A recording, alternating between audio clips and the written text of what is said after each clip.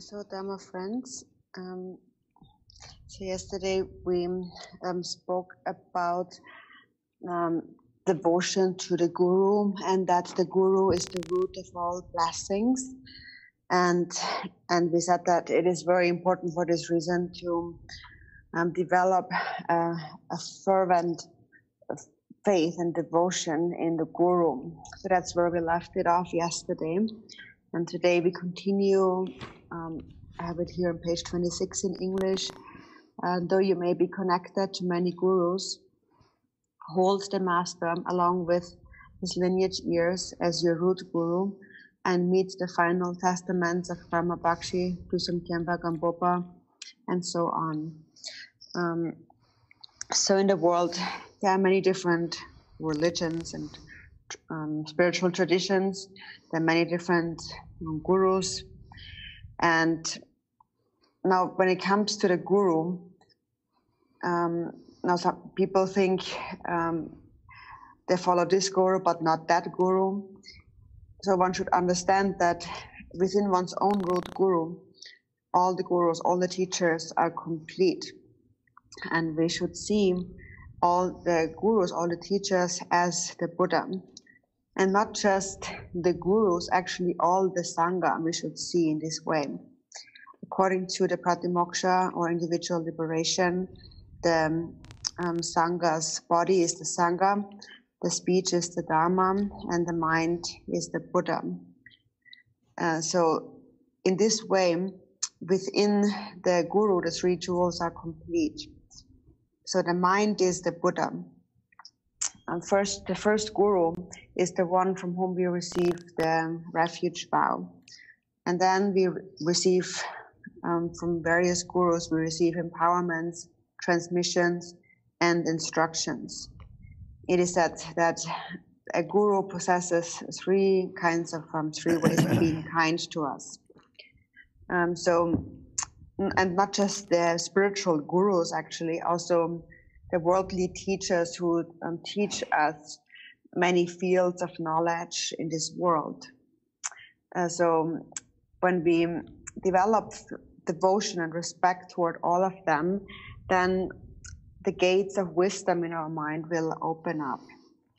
And so then we meet a guru, and due to this condition of meeting the guru, we enter the path of virtue.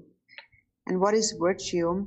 Virtue is love and compassion, patience, disciplined conduct, and so forth. So the guru, the spiritual teacher, establishes us on the path of virtue and benefit. And that is in opposition to what is not beneficial. So all those who establish us on paths where we develop anger and jealousy and so on, they are unvirtuous, unwholesome companions. So the guru is a virtuous companion throughout all future lifetimes. Someone who is not connected to negativity.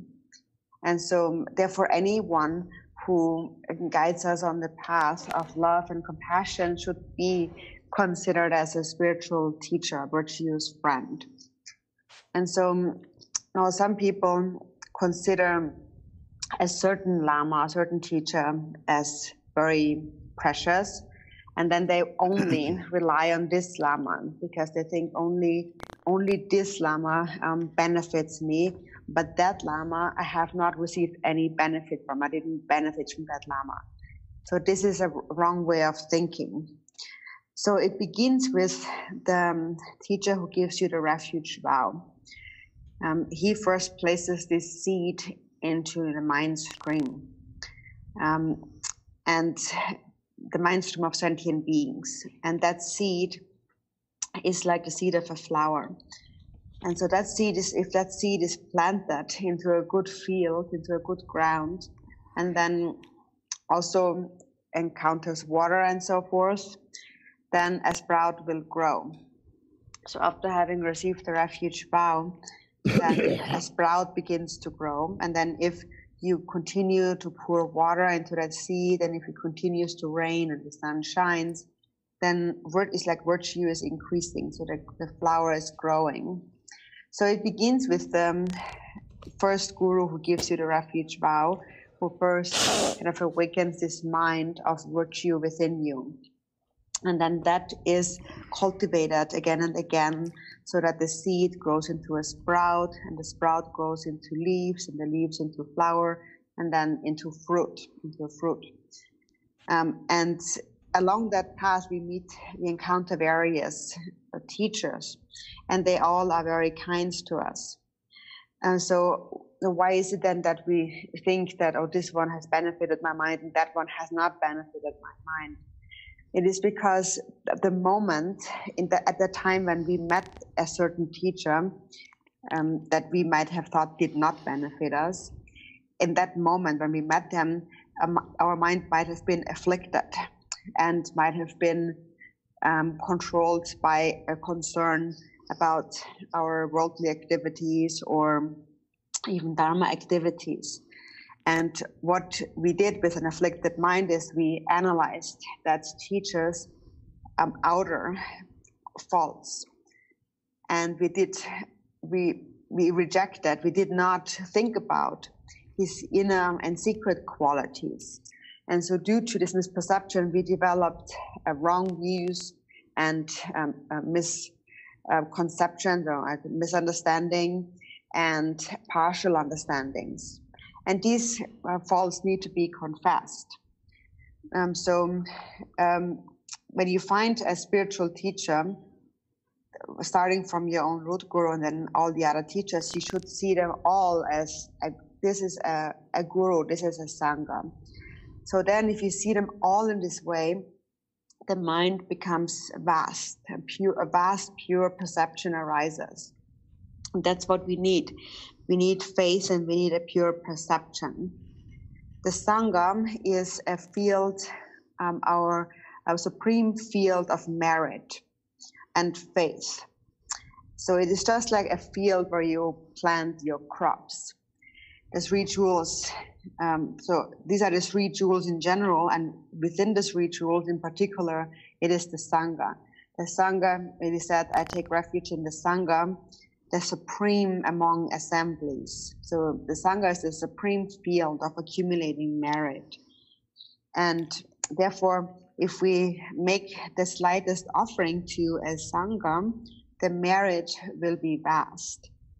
So according to the Pratimoksha, within a Sangha, the three jewels are complete. This is how we should understand it.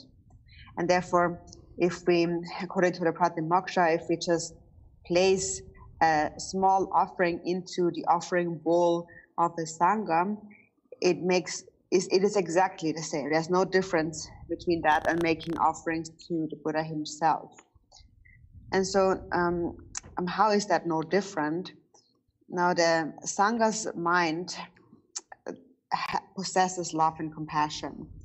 And with his speech, he expresses the Four Noble Truths and so forth. So the Sangha's activities are exactly the same as the Buddha's. And there's just maybe like different levels to that, but in essence, it is the same. So with their speech, they all teach the Twofold Truth or the Four Noble Truths, and there is no Sangha who does not teach karma and love and compassion and so on.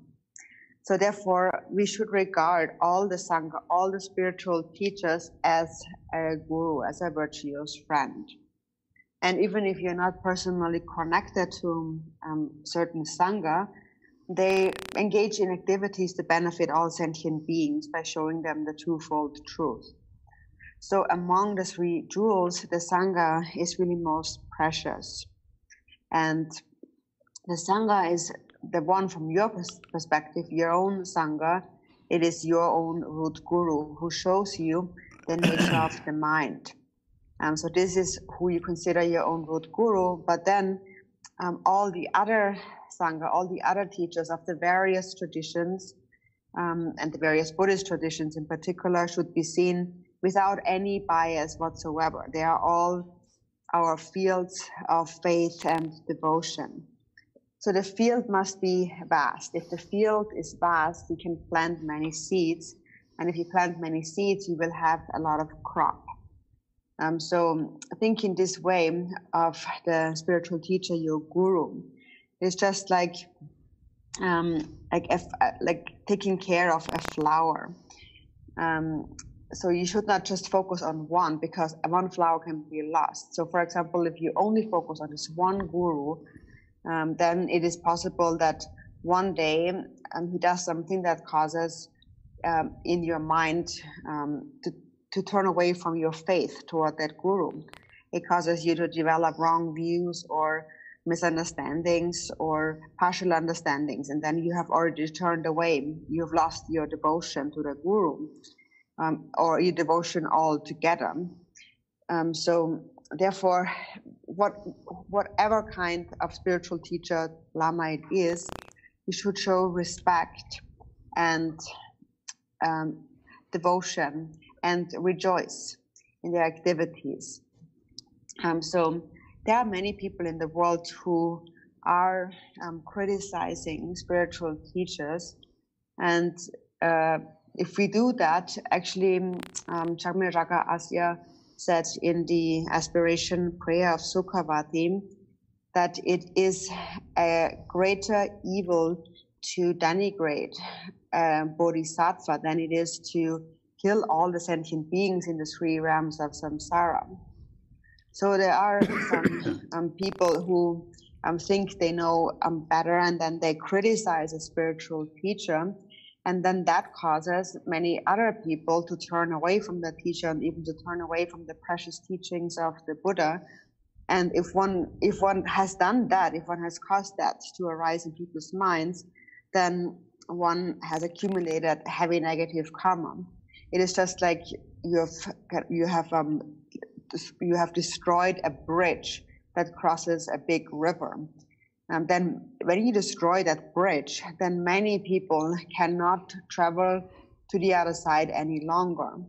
So many sentient beings have been already established in the path to liberation. And then if you say or do things that cause them to lose their faith and their devotion, then they have lost that path to liberation.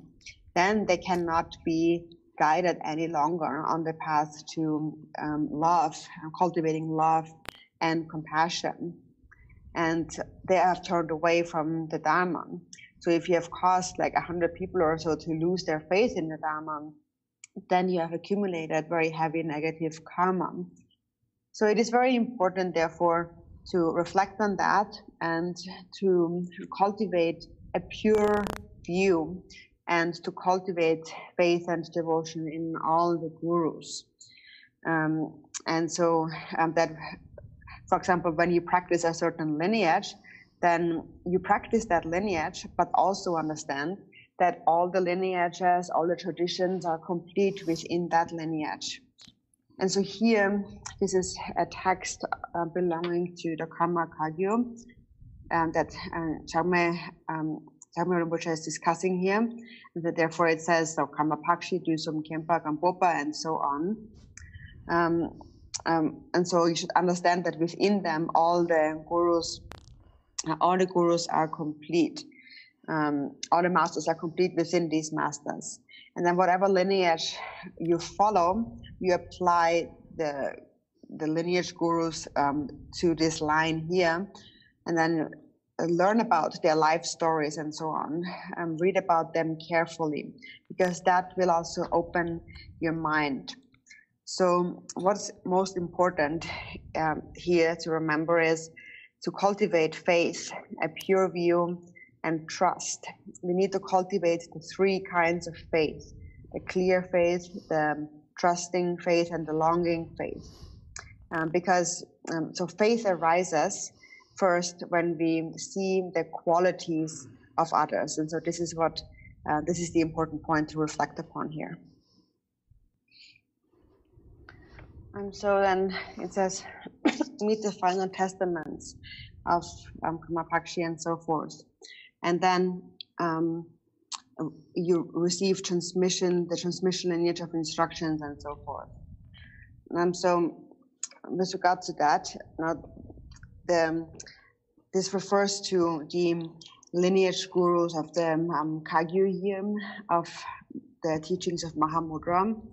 And so it is, the past masters have said that one should learn about the life stories of those gurus. Because it is said when you hear the story, the background, inspiration arises.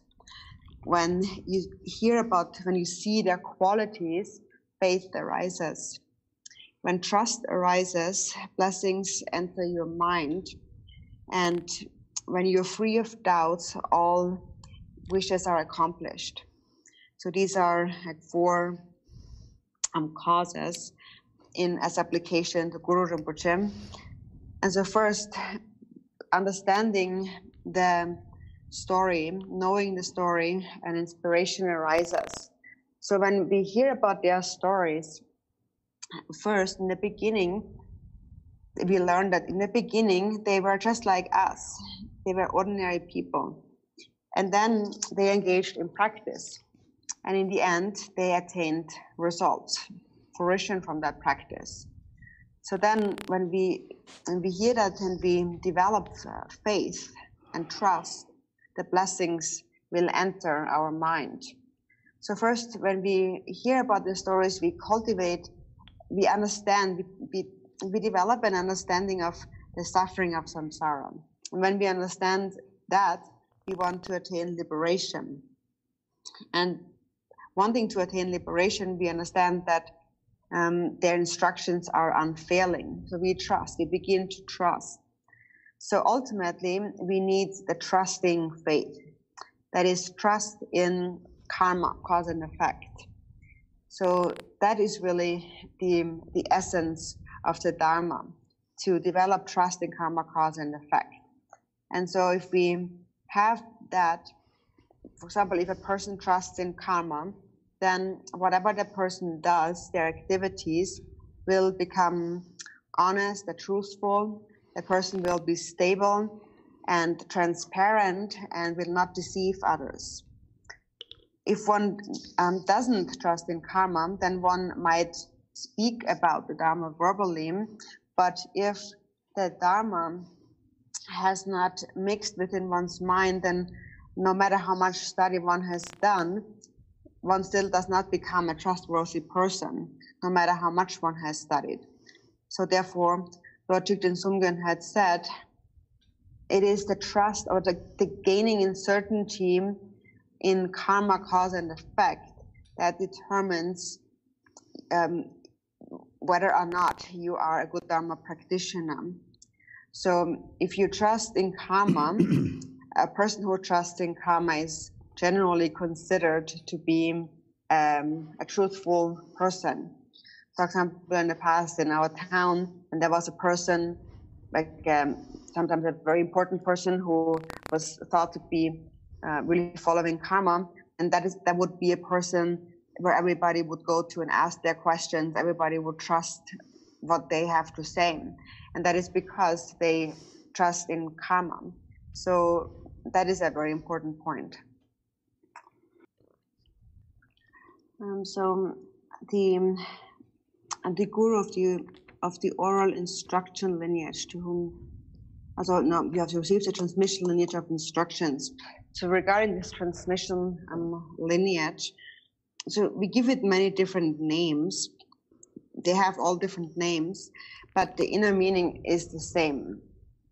For example, in the Jigong Kagyu lineage, the path is referred to as the fivefold path of Mahamudra. And then some people think that, oh, this is a Jigong Kagyu practice. And the text is a Jigong Kagyu text, so it's Jigong Kagyu only. But that's not true, because the inner meaning is the same as it is described in all the other texts as well. So what is that fivefold path of Mahamudra? Actually, the fivefold path of Mahamudra, even though it is given different names and different lineages, everyone really practices the fivefold path. There is no lineage that does not, in essence, follow the fivefold path of Mahamudra. So even though we call it the Dzogchen Kagyu lineage, actually it's practiced throughout all the lineages. And that is because the first point of the fivefold path is bodhicitta. So bodhicitta is something that all Buddhist traditions practice in the very beginning.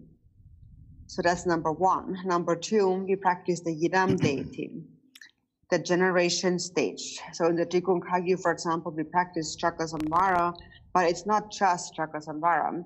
It's any Yidam deity, which is also practiced in all the other lineages. Number three is to cultivate devotion to the Guru. Number four is to practice Mahamudra. And again, it may be called different names, such as Mahamudra, Dzogchen, or the middle way, but the inner meaning is all the same.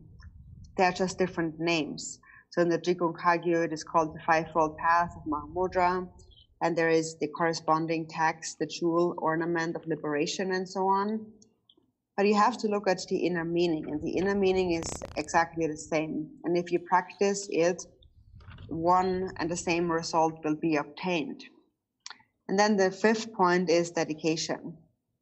So there's bodhicitta, practicing the Yidam, Guru devotion, Mahamudra, and in the end, sealing the practice with dedication. That's the fivefold path of Mahamudra. And it is indispensable regardless of what practice you engage in. You can never actually go beyond it, even though it is given different names. But in essence, that's what you're practicing. So if you see that, you will be without bias toward any lineage. And then, of course, you practice whichever lineage you have received, you engage in practice, but you understand that all lineages have the same inner meaning. For example, if you have like kind of an aqueduct, a water tank, a reservoir that has different entrances where water is flushed in through different channels, like it has 4 or 8 different channels, such as we have the 4 like major lineages and the or we call it also the 8 chariots. So let's say there's 4 or 8 doors or kind of openings where the water is flushed in, but in the end the water is the same in the reservoir. So this is how we should see the various different lineages, and what various different lamas or masters teach. It is the precious bodhicitta. In Buddhism, it is always actually had taught. It is bodhicitta and really nothing else. So if you understand that, then you will have faith in your own lama and in all the lamas, understanding that all lamas, all the lineages are complete within this one, and that the ultimate result is the same. So you will have faith, you will be free of bias toward lineages, and you will see that the ultimate result is the same. And then whatever lineage you have received, you practice that. So you practice whatever you have already habituated to before, and at the same time, you understand that all the lineages are complete within that. So then, if you understand it that way, then there's nothing wrong with practicing your own lineage. So in brief, actually, because all lineages are the same, if you find that a certain aspect is beneficial, then you can practice it. Whatever benefits your mind, you can practice it, of the 4 main lineages or the 8 chariots. Because in essence, it is all the same in that we have to cultivate bodhicitta. This is Buddhist practice. And if you understand that, you will be free of bias toward any lineage, and trust will arise toward any lineage. So it is important that you think that within my own lineage, all the lineages are complete.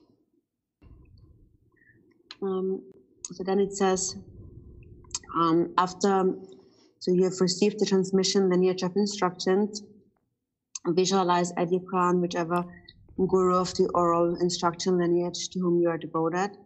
and supplicating him, the realization of Mahamudra will arise within you.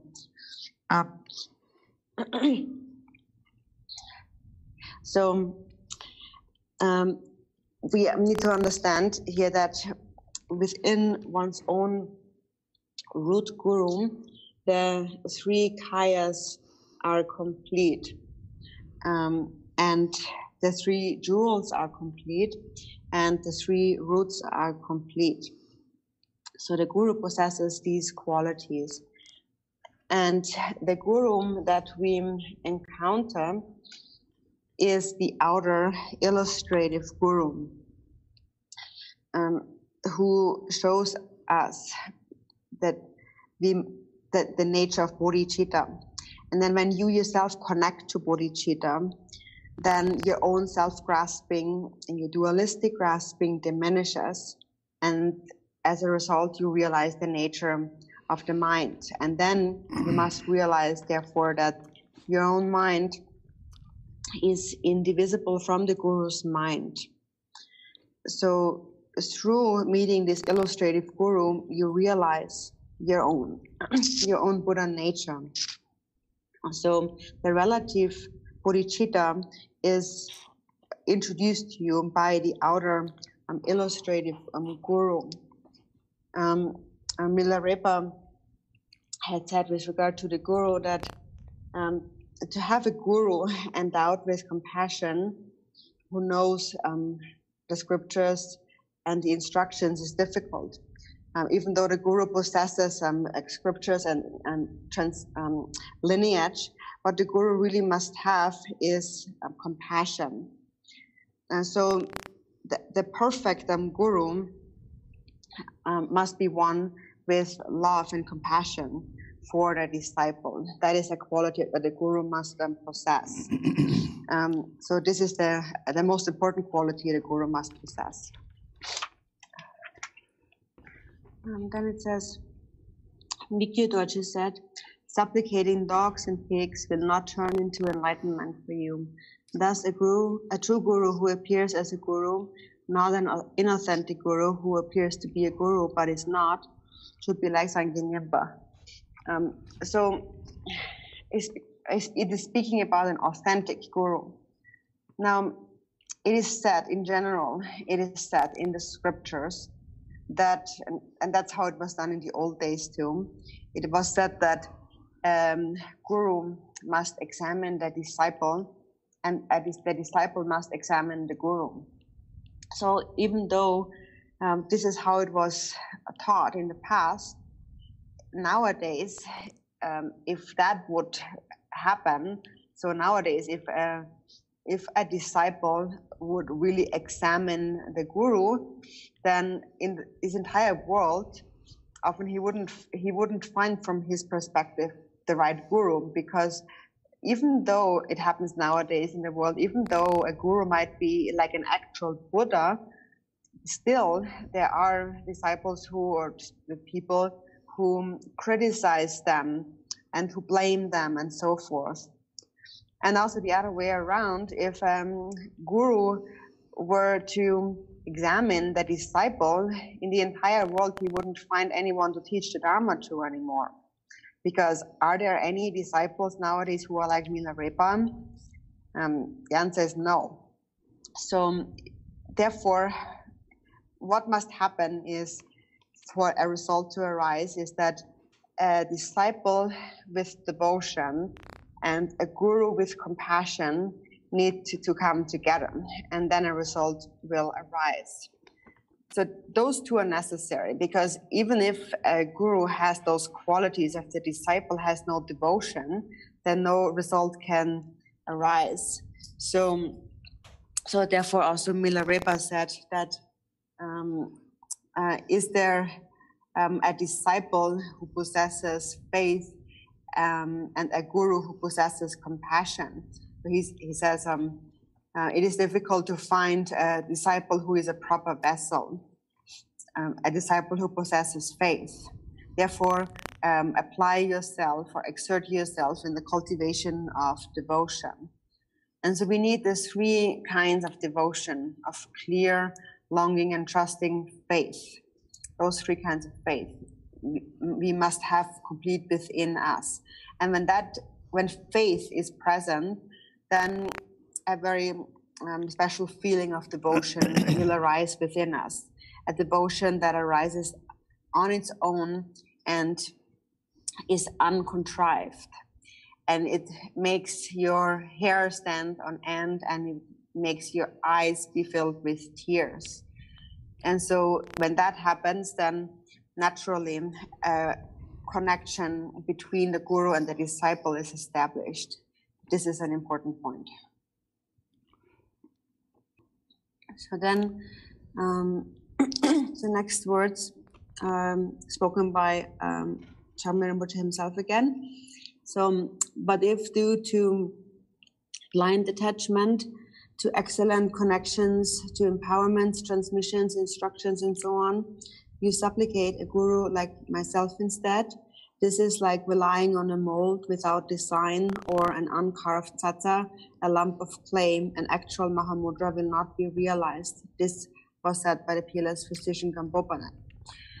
So there's different quotes here and also elsewhere. And so what this refers to is that what happens sometimes, there are stories about that too. What happens sometimes is that there is a disciple who has great devotion. So it's possible to have a good disciple and a bad guru, and the result arises. But it's also possible to have a bad guru so a good guru and a bad disciple, and the result arises. For example, in the old days, there's a story about after the Buddha had passed into nirvana, there was a merchant, like a young man living in Tibet and going to India for business, for trading. And he didn't have particular devotion, but his mother had a lot of devotion. And there's a story about how he cheated his mother when he went on his trading trips to India. So the mother had a lot of devotion, and she said that in order for me to accumulate merit on your next trip to India, bring me back the tooth of the Buddha. And so the son apparently didn't have a great love for his mother, because every time he would go, he would forget. So he forgot once, he forgot twice, he would always forget. And so finally the mother said that next time if you go and if you don't bring me back the tooth, I will kill myself. So then next time, when he was almost back again, he again forgot. But just before he reached home, he remembered, and he was afraid his mother would kill herself. So he was looking around, and he saw the head of a dead dog, and he took a tooth out of the dog's mouth and wrapped it in a silken scarf, and then gave it to his mother and said, "That's the Buddha's tooth, and I got it." And so she believed him and developed great faith and devotion to that tooth.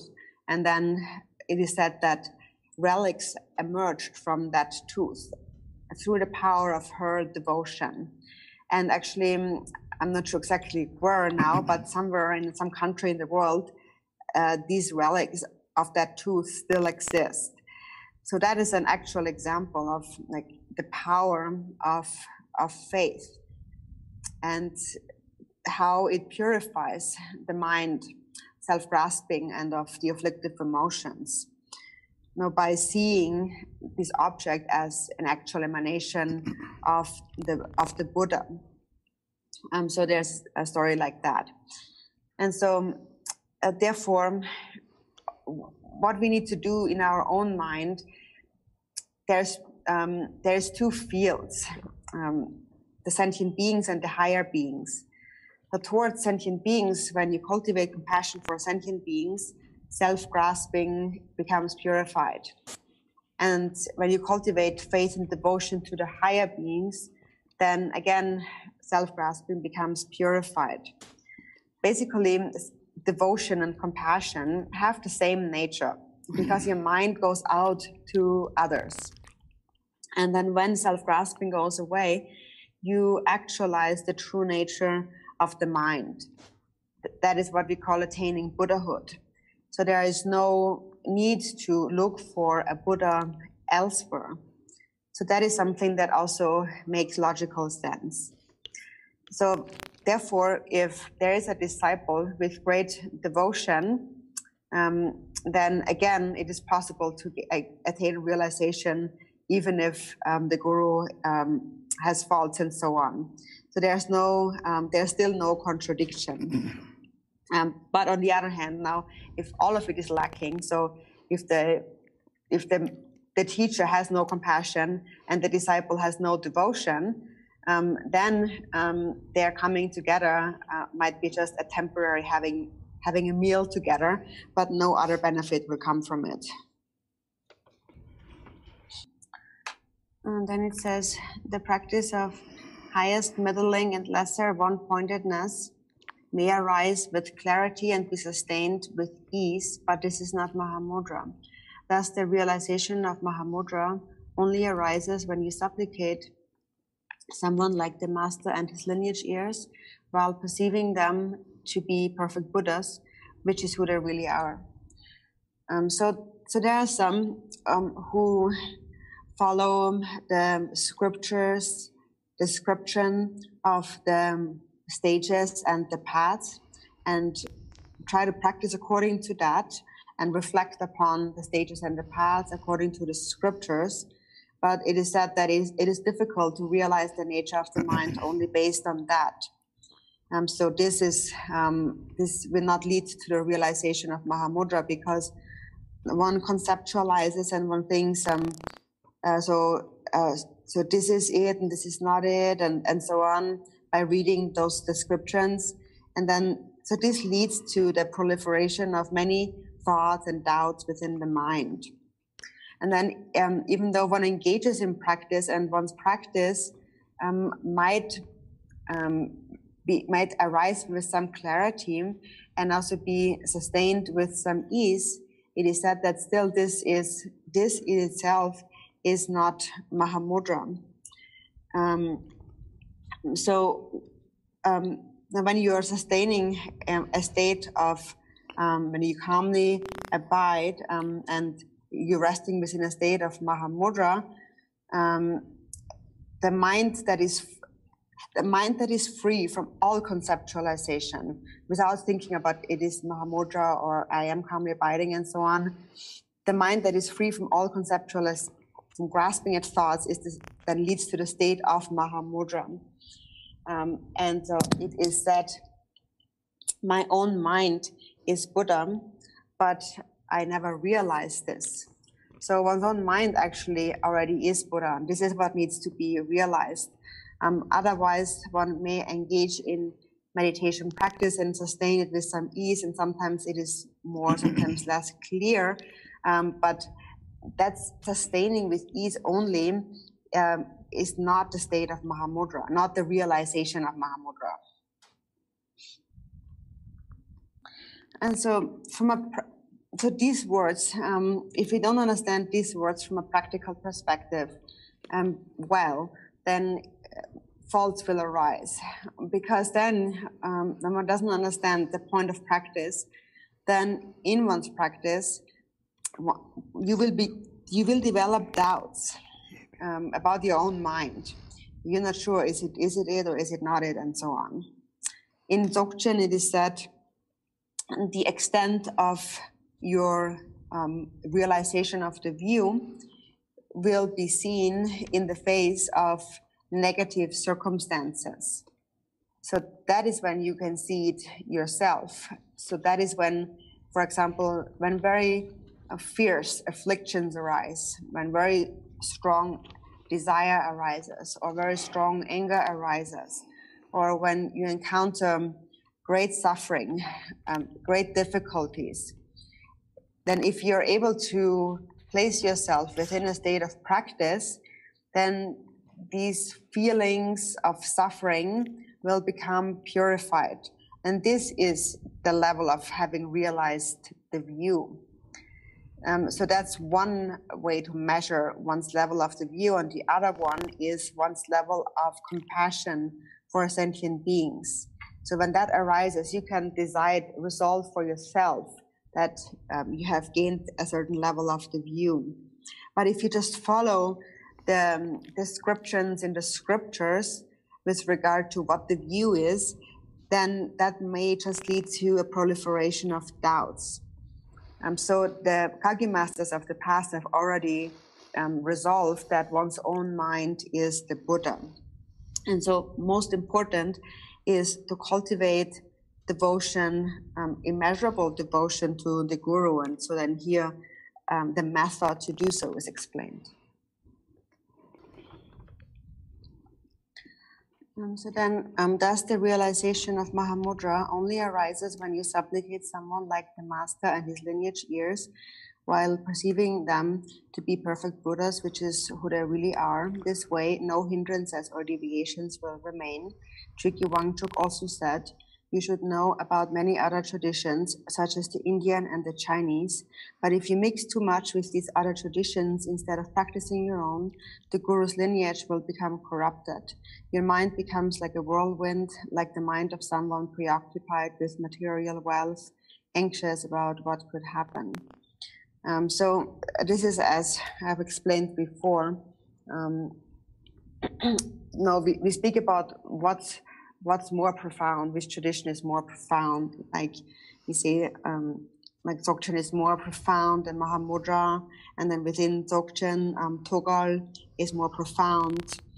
And we think that because this is what it says in some of the scriptures, it says this is most profound and that is most profound. But if we follow just words, we will be mistaken. We have to look at the mind. And so for this, it is this previous quote is very important. The extent of your realization of the view is seen when in the face of negative circumstances. When you understand that, you can resolve it all on your own. You can resolve that whatever it is the word of the Buddha, and it is the essence of all. And so if you only practice one, everything is complete within that. And so if you don't understand that point and you follow words, then it is possible that you are mistaken, because actually it happened to myself in the past too, that I developed some doubts. And that was in the context of one time we were practicing a heart accomplishment, a mind accomplishment, the essence of great bliss, the Dzogchen Yingpo, Guru Rinpoche practice. And in the end of the text, in the small print, there were words by Guru Rinpoche himself. And he had said, the Lotus Born had, there are 3,000 heart or mind accomplishment practices of the Lotus Born that were hidden as Dharma teachings, but this particular one is the quintessence of them all, and this and only this. And so therefore there is no greater than this. So that is what I then believed. I believed that there is no greater mind accomplishment practice of Guru Rinpoche than this particular one. And then later on, at some other time, we were practicing a different mind accomplishment practice of Guru Rinpoche according to the Dersa tradition. And again, in the small print, it said exactly the same thing, that this is the most, the deepest, the most profound practice of mind accomplishment. There is no greater one than this one. This is the quintessence. So then I started to wonder, what is Guru Rinpoche really saying here?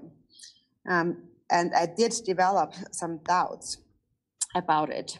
But now I have resolved that what Guru Rinpoche was saying is that any practice is the essence of all practices. And so because I myself developed doubts, I thought if I share that, it would be of benefit to beginning practitioners. So what Guru Rinpoche was saying is that if you practice any of the 3,000 mind accomplishment practices, it is like you're practicing them all. Just like we say that the Dharma consists of 84,000 Dharma teachings, But if you only practice bodhicitta, that is the essence of them all. So therefore, it is better not to think too much about the different stages, the bhumis and the paths as described in the scriptures, because that leads to a proliferation of thoughts and doubts. What you really need is just devotion to the guru. In the Kagyu tradition, Tilopa also had said that the root, so this guru devotion is the root of dispelling all hindrances.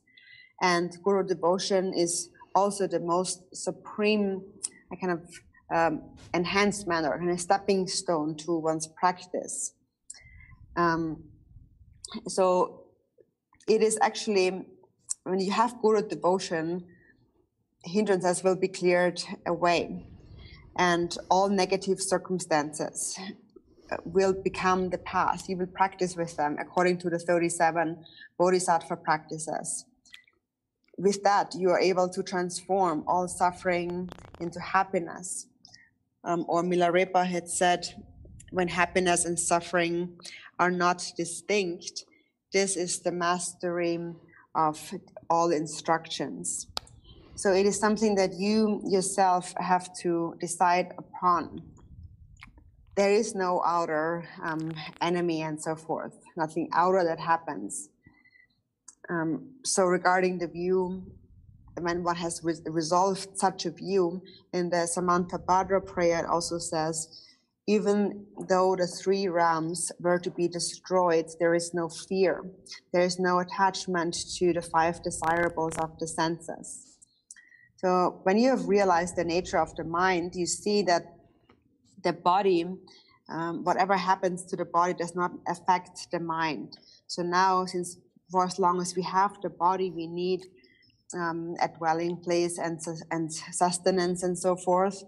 But without the body, the mind itself is clear and empty awareness that is beyond birth and death, and nothing whatsoever can harm space. So even if this world were to come to an end, this world eventually will disperse into space.